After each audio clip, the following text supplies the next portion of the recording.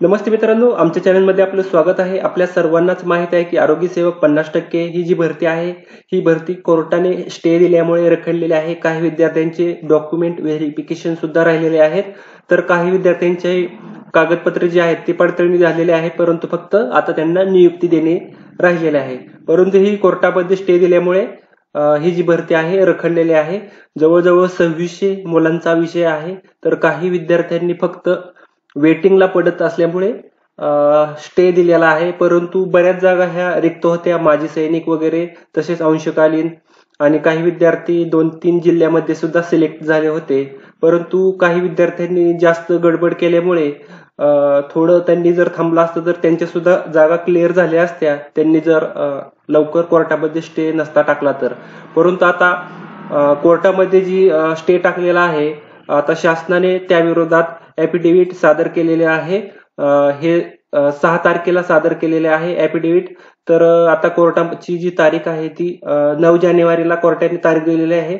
आणि या ॲफिडेव्हिटमध्ये सरकारने असं सांगितलेलं आहे की जाहिरातीमध्ये सुद्धा त्यांनी सांगितलं होतं औरंगाबादच्या की 90 दिवसांचे जे फवारणी कर्मचारी आहेत त्यांना घेण्यात येईल, नंतर ज्या जागा शिल्लक असतील ते जे मेरिटमध्ये येतील त्यांना घेण्यात येईल असं त्या जाहिरातमध्ये सांगितलेलं आहे।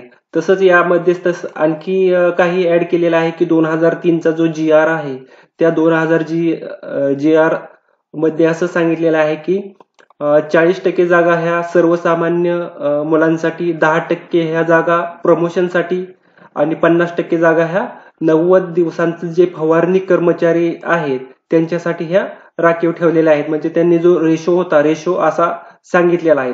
ह्या 10% जे जागा आहेत ह्या 10% प्रमोशन, म्हणजे जे शिपाई वगैरे ग्रुप डी चे असतील त्यांच्यासाठी हे 10% जागा, आणि या 90 मधील 40% ज्या जागा आहेत त्या 40% जागा सर्वसामान्य मुलांसाठी, आणि ह्या 50% ज्या जागा आहेत हे फवारणी कर्मचाऱ्यांसाठी असा कोटा ठेवण्यात आलेला आहे 2003च्या GR नुसार, असं त्यांनी सांगितलेलं आहे। तर सविस्तर ही माहिती दिलेली आहे।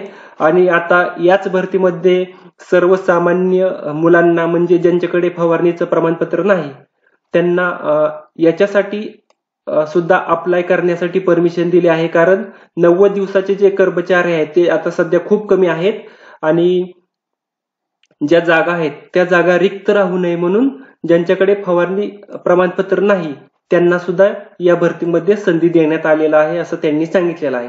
तर ही सविस्तर PDF आपण टेलिग्राम चॅनलवरती सुद्धा पाहू शकता। आता 9 जानेवारीला जास्तीत जास्त एखादी तारीख पडू शकते किंवा स्टे सुद्धा हटवला जाऊ शकतो। याबाबत तुमचं काय म्हणणे आहे ते आम्हाला कमेंटमध्ये सुद्धा सांगा। कारण आता जर पुढचा वकील आहे त्या पुढच्या वकिलांनी जर सांगितलं की आम्हाला अभ्यासासाठी आणखी काही दिवस द्या, तर एखादी तारीख पडू शकते किंवा 9 तारखेलाच याचा निर्णय सुद्धा होऊ शकतो। कारण 9 तारखेला याची जी तारीख आहे कोर्टाने आपल्याला 9 तारीख दिलेली आहे, आणि 9 तारखेला स्टे सुद्धा हटवला जाऊ शकतो, आणि विद्यार्थ्यांना लगेच पुढच्या आठवड्यात जॉईनिंग लेटर सुद्धा मिळतील। यावर तुमचे काय म्हणणे आहे ते आम्हाला कमेंटमध्ये कळवा। आणि जी पुढची तारीख आहे 9 तारखेला काय घडलं ते सुद्धा आम्ही तुम्हाला व्हिडिओ मार्फत सांगेल, त्यामुळे तुम्ही आमच्या चॅनलला सबस्क्राईब नक्की करा। धन्यवाद।